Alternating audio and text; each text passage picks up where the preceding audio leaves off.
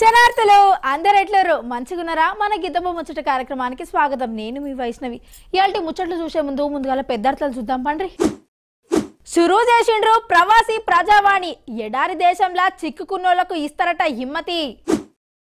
మల్కలు తిరుగుతున్న ఎంకన్న లడ్డూ లడాయి ఎప్పుడు ఓడుస్తుందో చూడాలే మరి. ఆఫీసర్ల పాత్రల రాజగోపాల్ సారు కల్తీలు చెయ్యొద్దని తనిఖీలు చేసిండు జోరు. పట్లంలో దిగిండ్రు ఈడీ ఆఫీసర్లు. మంత్రి పొంగులేటి ఇండల్లో చేసిండ్రు సోదాలు. ఇక షురూ చేద్దామా మన ముచ్చట్లు.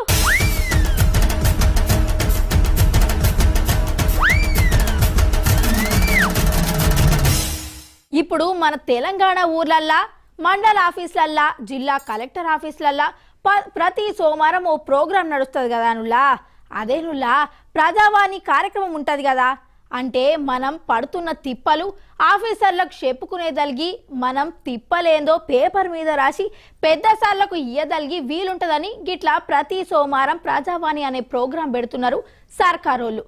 ఇక కాంగ్రెస్ పార్టీ సర్కార్లకు వచ్చినాక జిల్లాలనే కాదు, డైరెక్ట్ మంత్రులను, సర్కారు పెద్ద సార్లను కలుసుకునేదలిగి ప్రజాభవన్లా వారంకు 2 దినాలు ప్రజావాణి పెడుతున్నారు. ఇక మొన్న అధికారంలో ఉన్న చెయ్యి గుర్తు పార్టీకి మహేష్ కుమార్ అన్న అధ్యక్షుడైనాక గాంధీ భవన్ లో కూడా గిసొంటి ప్రోగ్రాం పెడతాం. పార్టీ కార్యకర్తలు పబ్లిక్ కూడా వచ్చి వాళ్ళ తిప్పలు పెట్టుకుంటారు. మంత్రులు వంతులు వారిగా హాజరు కావాలి అని కోరితే అంతా కూడా సరే అన్నారు. మొన్న ఫస్ట్ ప్రజావాణి కూడా పెట్టి ఎందాక 290 మందికి వెళ్ళి దరఖాస్తులు తీసుకున్నారులా. ఇక గియాల గదే గాంధీ భవన్ లో ఇంకో ప్రోగ్రాం కూడా షురూ చేసిర్రు. ఏందంటారా?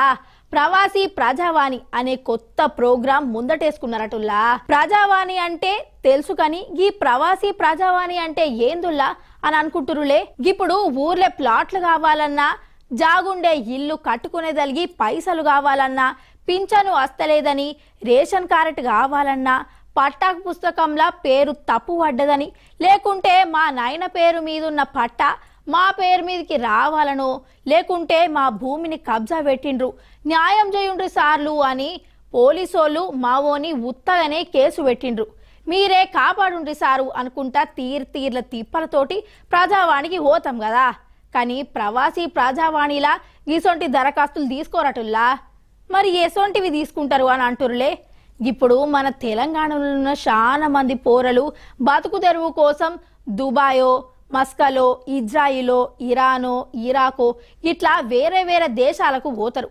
అయితే గీలను పంపే ఏజెంట్లు మంచి కంపెనీ అని మాయమాటలు చెప్పి మోసాలు చేయుట్లా చాలా మంది ఎడారి దేశంలా కల్లి విల్లయ్య అవుతున్నారులా. కరెక్ట్ పని దొరకక తిండి తిప్పలు మాని మస్తు పరేషాన్ అవుతున్నారనుకో.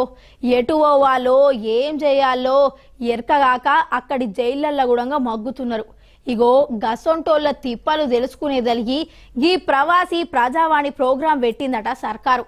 మన అన్ననో, తమ్ముడో, నాయననో, లేక సుట్టపోల్లో, దోస్తుగాల్లో గిట్లా వేరే దేశంలకు ఇరకవై ఏదైనా ఆపతిలో ఉంటే గీడికొచ్చి వాళ్ళ గోస చెప్పుకోవచ్చు. ఏం జరిగిందో మొత్తం వివరాలు రాసి దరఖాస్తు చేసుకుంటే మంత్రులు పెద్ద ఆఫీసర్లతోటి మాట్లాడి న్యాయం చేస్తామని చెప్పుకొచ్చిండ్రు మహేష్ కుమార్ సారు. నిజమే మరి. ఎడారి దేశంలో బతుకుతున్నోళ్ళ లిస్టు తీస్తే మన తెలంగాణ పోరలే మస్తు మంది వెళ్ళిర్రుల్లా. మరి గసంటోళ్లకు హిమ్మతి ఇచ్చేతందుకు గిసొంటి కథ ముందటేసుకున్నారు.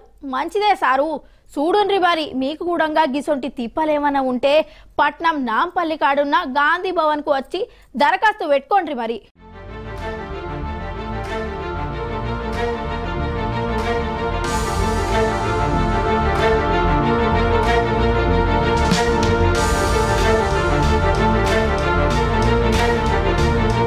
బరాబర్ వస్తా, ఓ లాపుతారో చూస్తా.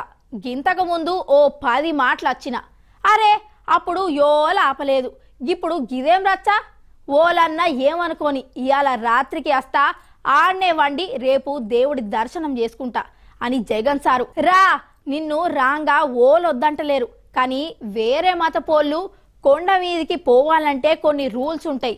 వాటిని పాటించి పో, దేవుణ్ణి మొక్కు. కొండ మీదికి ఎక్కే కంటే మొదలు డిక్లరేషన్ల సంతకం చెయ్యి, గంతే అని సర్కారోళ్ళు హిందూ సంఘపోళ్ళు ఓ నిన్నటి సంధి జోరుగా నడుస్తుందిలా గీ లడాయి. మన తిరుపతి ఎంకన్నా లడ్డు లడాయి ఏటేటో తిరిగి పార్టీల నడుమ లడాయి షురు అయ్యింది. మా సర్కారు ఉన్నప్పుడు మేం తప్పు చేయలేదు, లడ్డూల ఎసొంటి కల్తీయే చెయ్యలేదు, ఉత్తగానే నన్ను మా పార్టీని బద్నాం చేస్తున్నారని పాత సీఎం జగన్ అంటుండు.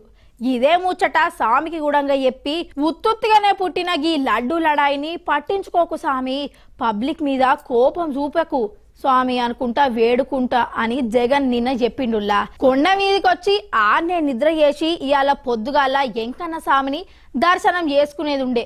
కానీ జగన్ సారు స్వామి మీద భక్తితోటి అస్తలేడు. పబ్లిక్ ను మాయ చేసేటందుకు కొత్త డ్రామాలు ఆడుతున్నాడని ఇటు కూటమి నేతలు భక్తులు ఆర్పార్ అరుచుకున్నారనుకోర్రి. సరే అస్తా అంటే రా, కానీ నువ్వు వేరే మతంలో ఉన్నావు. తిరుపతి ఎంకన్న గుడి రూల్స్ ప్రకారం వేరే మతపోళ్ళు కొండ మీదికి పోవాలంటే ముందుగాల డిక్లరేషన్ మీద సంతకం పెట్టాలి. అది పెట్టి పో, లేదంటే మంచిగుండదని గట్టిగానే అరుచుకున్నారులా. ఎట్లా రానియర్ సూత్తమని వాళ్ళు, ఎట్లొస్తారో సూత్తమని వీళ్ళు. ఓ నిన్నంతా గివే ముచ్చటుల్లా. కానీ ఊరిచ్చి ఉసూరు మనిపించినట్టు సాయంత్రం పూట నేను గుడికి అచ్చుడు క్యాన్సల్ చేసుకున్నా అని ప్రకటన చేసిండు జగను. ఇప్పుడు తిరుపతిలా లొల్లి ఉన్నది, నేను వచ్చి ఇంకింత ఖరాబు చేసుడు ఇష్టం లేదని చెప్పిండు. ఇక మా నాయన ముఖ్యమంత్రిగా ఉన్నప్పుడు చాలా మాటలు కొండ మీదకి వచ్చినాం, ఓలు గుడంగా అడగలేదు. మొన్నటిదాకా నేను సీఎం కుర్చీలో ఉన్నప్పుడు గుడంగా మస్తు మాటలే కొండ మీదకి వచ్చిన, అప్పుడు గుడంగా ఓలు అడగలేదు. ఇప్పుడెందుకు అడుగుతున్నారని అరుచుకొచ్చిండ్రులా. ఇక నాది ఏ మతం అంటుండ్రు.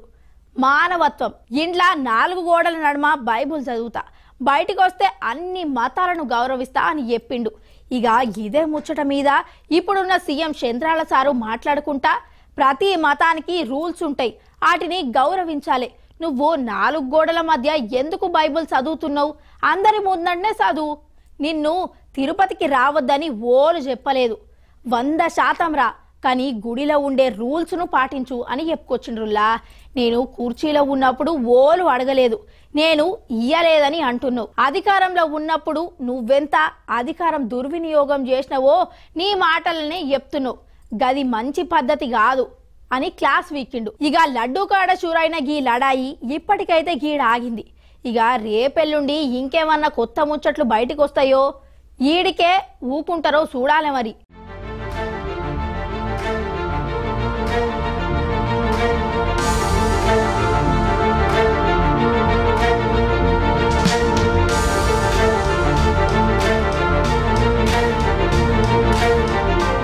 ఇప్పుడు హోటల్లో పెట్టే టిఫిన్లు భోజనాలు ఎట్లుంటాయో ఫుడ్ ఇన్స్పెక్టర్ వచ్చి చెకింగ్ చేస్తాడు.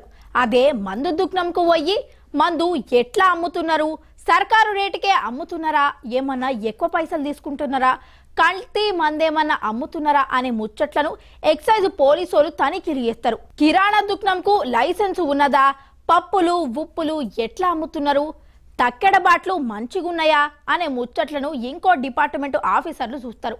అట్లనే గుళ్ళలను చూడదలిగి ఒక్కోళ్ళు, బడులను తనిఖీలు చేయదలిగి ఇంకోళ్ళు, బస్సులను చెక్కింగ్ చేసేటోళ్ళు ఇంకోళ్ళు ఉంటారు. కానీ ఓ తానా గిసొంటి అన్ని ఒకసారే చెక్కింగ్ చేసి అందరినీ అరుచుకున్నాడులా.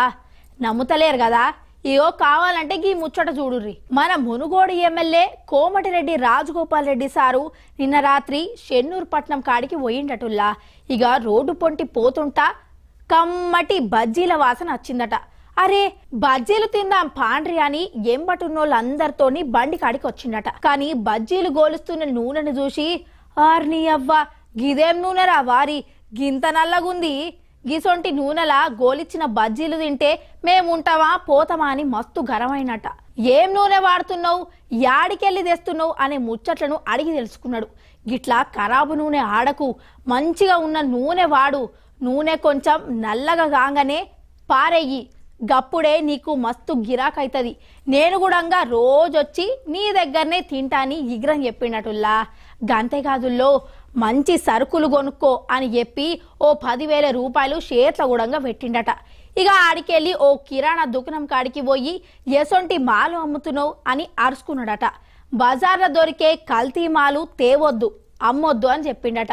రూపాయి ఎక్కువైనా సరే మంచి మాలే తీసుకొచ్చి అదే అమ్ముండ్రని చెప్పిండు. ఇక ఆడికెళ్ళి అస్సలు దుఃఖం కాడికి పోయిండుల్లా. గదేనుల్లా మందు బాబుల దేవాలయం వైన్స్ కాడికి వచ్చిండట. ఇక వెనక బందుకు పర్మిట్ రూమ్ లో కూర్చొని మంచిగా మందు కొడుతున్నోళ్లను చూసి పట్టవగలు మందు తాగడేంద్రా నాయనా అని గరమైనటుల్లా. ఊర్లల్లా బెల్ట్ దుకాణం నడపొద్దు, వైన్స్ ఓనర్లు కూడా వాటికి మాలు సప్లై చేయొద్దని ఆర్డర్లు ఇచ్చిండట. ఇక రోడ్డు మీద బడిపోరను తోలుకొని పోతున్న ఆటోను ఆపి చూసిండు. ఆటోలా బాగా మందిని ఎక్కించుకోవద్దు, ముందటి సీట్ల అస్సలే కూసోబెట్టొద్దు అని చెప్పి డ్రైవర్ పక్కన కూసున్న బుజ్జమ్మలను వెనక పంపిండ్రు. అంటే ఒక్క మన రాజగోపాల్ సారే అందరి ఆఫీసర్ల పాత్రలు పోషించి అన్నిటినీ అరుచుకున్నాడనమాట. మంచిదే మరి ఎమ్మెల్యే సార్లు గిట్ల రోడ్ల మీద తిరుక్కుంటా నజరెత్తనే పబ్లిక్ లా భయం ఉంటదుల్లా. ఆఫీసర్లు కూడా జరంతా స్ట్రిక్ట్ గా పని చేస్తారు.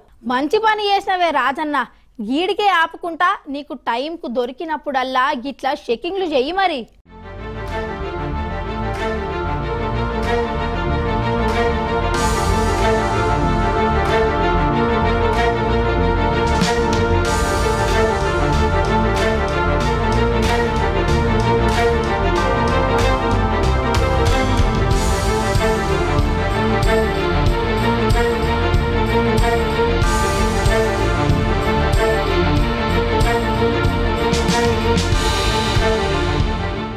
ఒకప్పుడు మనకు పోలీస్ అన్నటోళ్లే తప్ప ఇంకోళ్ళు తెలియదుల్లా.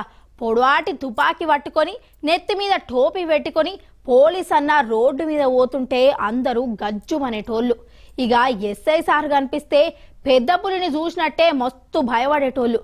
కానీ ఇప్పుడు పోలీస్ కానిస్టేబుల్ ఎస్ఐ కాడికెళ్ళి CI, DSP, ASP, SP, commissioner, IG, DIG ఓ గిట్ల మస్తు రకాల పోలీస్ సార్లు వచ్చిండ్రు. ఇక అందరి నోర్లల్లో తిరిగేది సిబిఐ.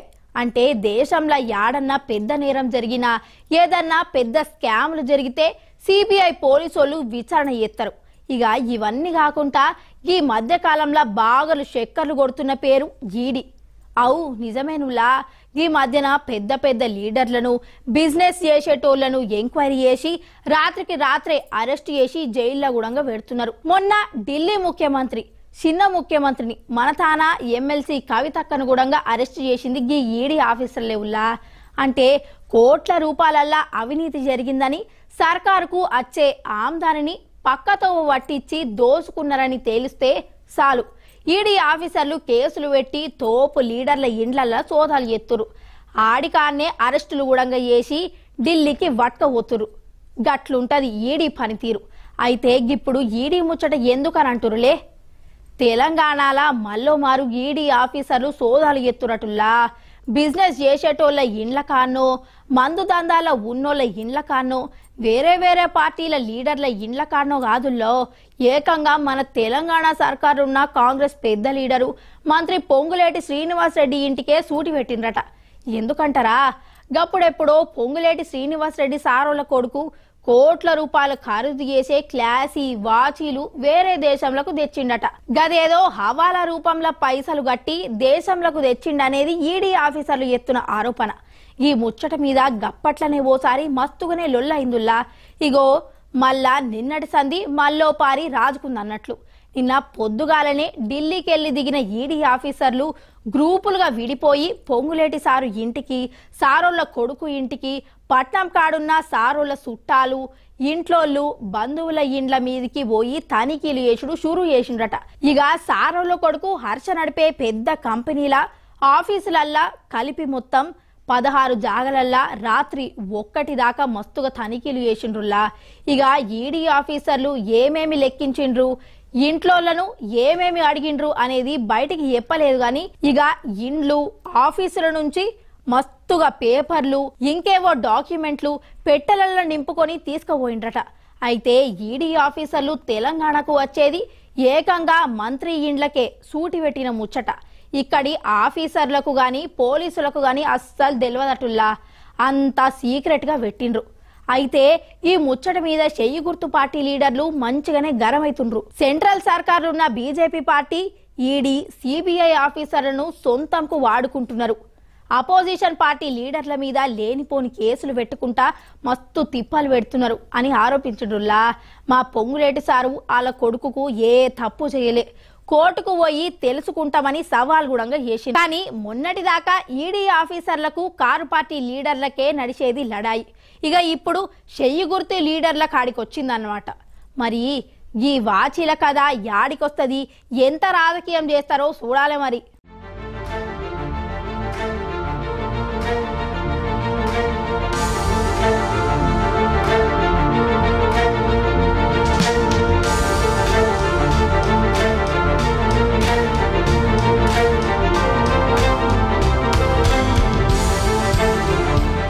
గప్పట్లా మన తాన దొంగ నోట్ల కిరికిరి బాగా ఉంటుండేనుల్లా.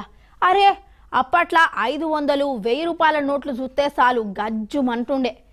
ఎప్పుడన్నా దుకాణకు పోయి సామాన్లు కొని పెద్ద నోట్లు ఇస్తే అస్సలు చిల్లరనే ఇచ్చేటోళ్ళు కాదు. ఒకవేళ ఇస్తే మనమిచ్చిన నోటును వెనుక ముందు 100 సార్లు చూసేటోళ్ళు. మనకు తెలియక దొంగ నోటు వస్తే అంతే, ఇక బ్యాంకులకు పోతే గుడంగా మనల్ని పట్టుకునేటోళ్ళుల్లా. కానీ గప్పట్ల సెంట్రల్ సర్కారు పెద్ద నోట్లు 500, 1000 రూపాయలు రద్దు చేసినాక ఈ దొంగ నోట్ల పీడ మలాస్గా తగ్గిందుల్లా. అయితే అప్పుడప్పుడు యాన్నో ఓతాన ఈ నోట్ల ముచ్చట వినబడతనే ఉంటది.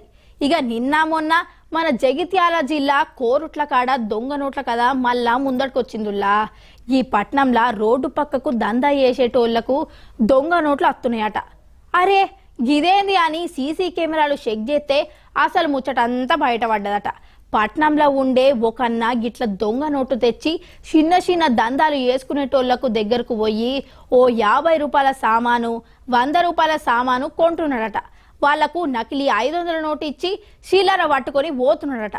మొన్న కొబ్బరి బోండాల దుకాణంకు పోయి, పండ్ల బండి కాడికి పోయి, కూరగాయలు అమ్మేటోళ్ళ దగ్గరికి పోయి గిట్లనే నకిలీ 500 నోట్లు ఇచ్చి చిల్లర తీసుకొని ఊడాయించిండట.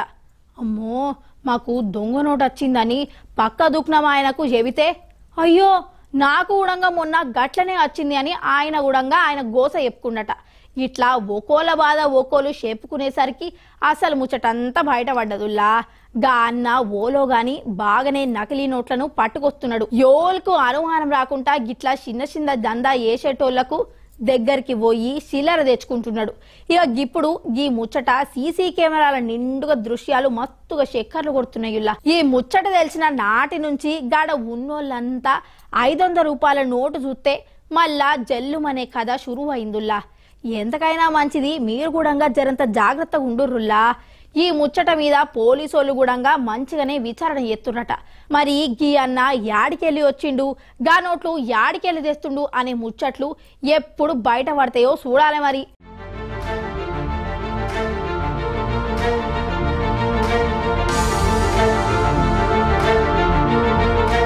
ఇక చూసారు కదా నుల్లా, గిది గియాల్టీ మన గిదబ ముచ్చట కార్యక్రమం.